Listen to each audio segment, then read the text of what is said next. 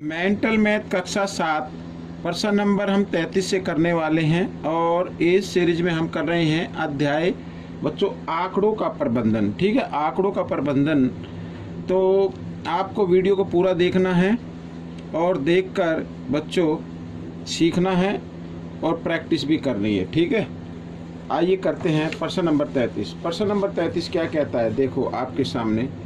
आज की हम इस वीडियो में सीखेंगे कि कैसे हम प्रायिकता ज्ञात करते हैं। ठीक है, कैसे हम प्रायिकता ज्ञात करते हैं। तो लिखा एक सिक्के को 100 बार उछालने पर, 100 बार उछाला भाई, ऐसे वह 1 बार 2 बार 3 बार 4 बार ऐसे 100 बार उछाला तो चित तो आ गया 49 बार, पट आ गया 51 बार।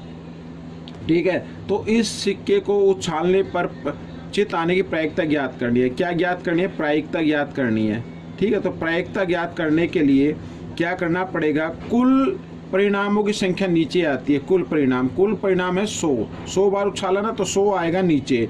ठीक है, और चित कितने हैं बच्चों? चित है 49, ये आ गया ऊपर। यही आपका उत्तर बन गया। ठीक है, बहुत ही आसान है। प्रश्न नंबर 34 क्या कहता है, देखो। प्रश्न नंबर 34 कहता है, प्रश्न नंबर 34 कहता है, देखिए, एक बक्से में जुराबों के 2 जोड़े हैं जो 2 रंग के हैं, काला जोड़ा और सफ़ेद जोड़ा। मैंने बक्से में से एक काली जुराब निकाल ली, यानी जोड़े में से एक जुराब निकाल ली। अब मैं आंखें बंद करके एक और जुराब निकालती हूँ, इसकी क्या प्रायिकता होगी कि दोनों जुराब एक ही रंग के होंगे? तो प्रायिकता ज्ञात करनी है। ये भी बहुत ही आसान है। ठीक है भाई, एक जुराब निकाल ली थी ना, तो एक जुराब निकाल ली थी, तो अब कितनी जुराबें बची उसमें? अब बची उसमें बच्चों 3 जुराबें बची। ठीक है, एक तो काली बची और 2 सफ़ेद बची, तो 3 आएगा नीचे। ठीक है, और एक जुराब निकाल लिए कि दोनों एक ही रंग की हों। एक ही रंग की, एक निकाल ली है काली, तो काली आने की प्रायिकता क्या होगी? एक ही होगी भाई, एक बची है, तो यही आपका उत्तर बनेगा। ठीक है, इस तरीके से।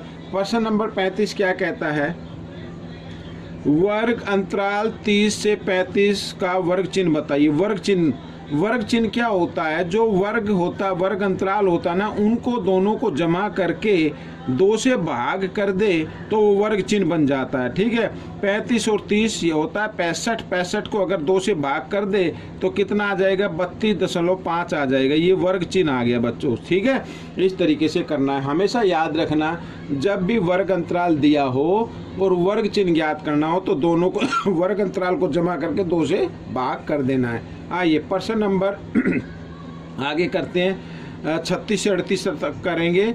और क्या कहता है, किसी एक दिन अस्पताल में जन्मे नवजात शिशुओं का वजन किलोग्राम इस प्रकार है। ये है, ठीक है ना।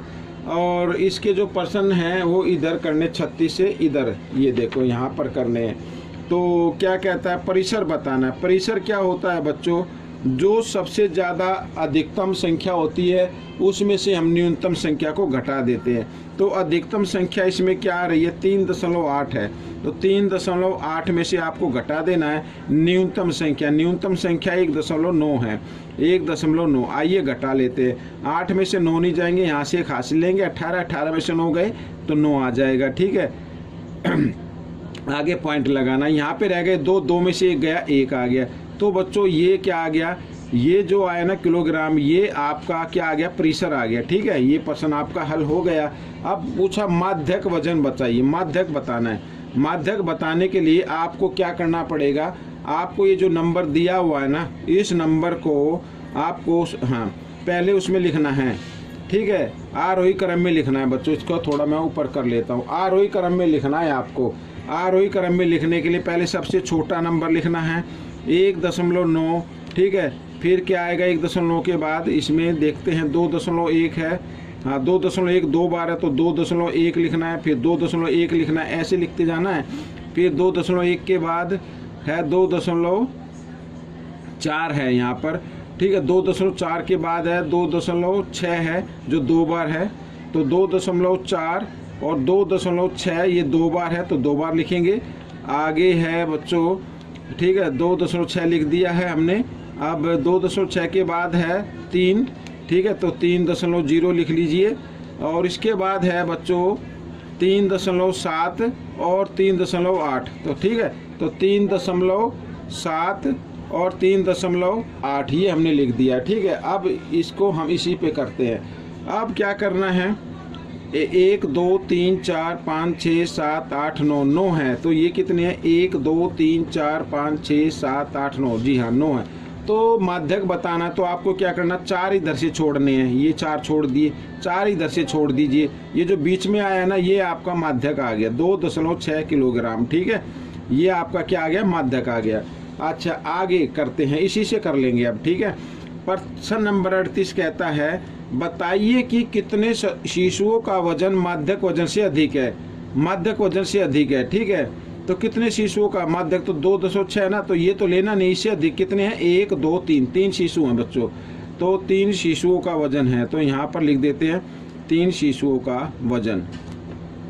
ठीक है, 3 शिशुओं का वजन अधिक है। आगे प्रश्न नंबर 39 क्या कहता है, प्रथम 10 संख्याओं का माध्यक ज्ञात करो। प्रथम 10 संख्याओं का माध्यक, ठीक है, सम संख्याएं हैं, ये याद रखना। पहली सम संख्या होती है 2। ठीक है, इसका माध्यक ज्ञात करना, तो हम लिख लेते हैं 2 4 6 8 10 12 14 और 16 18 और 20। ठीक है, क्या करना है, 10 संख्या हो गई, तो 5 5 तो छोड़ नहीं सकते, क्योंकि 5 इधर से छोड़ेंगे, 5 इधर से छोड़ेंगे तो बीच में कुछ नहीं बचेगा, तो आपको 4 संख्या छोड़ देनी है, 4 इधर से छोड़ देनी है। ठीक है भाई, सम संख्या जो माध्यक तभी ज्ञात करते हैं जब हम उनको आरोही क्रम में लिख लेते हैं। तो बीच में ये 2 संख्या बची, तो इनको आपको जमा कर देना 10 और 12 को, और कर देना 2 से भाग। 12 और 10 होते हैं 22।